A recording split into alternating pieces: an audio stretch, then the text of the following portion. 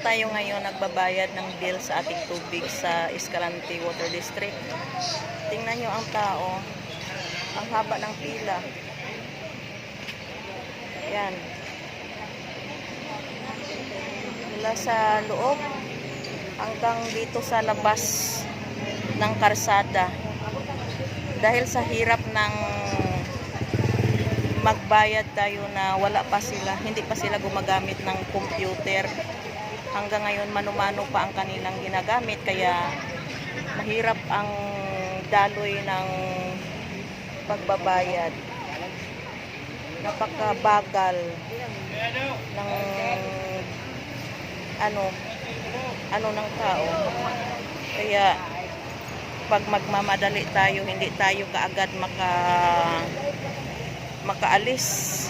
Dahil hanggang dito sa labas ng daan, dito nagpipila pa ang mga tao. Kaya iwan ko kung bakit hindi pa sila hanggang ngayon gumagamit ng computer. Mano-mano pa rin ang kanilang ginagamit. Yun.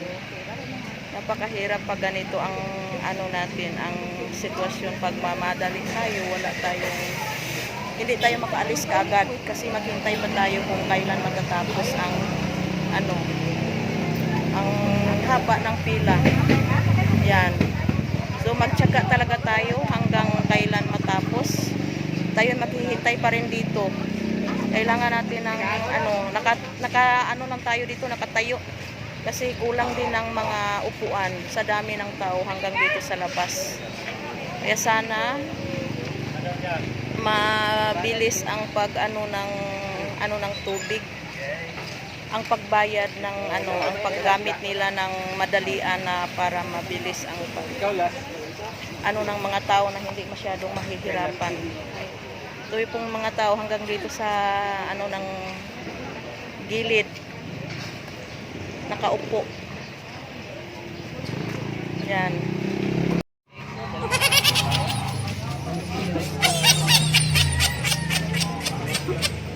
Para kang aantukin sa kakahintay.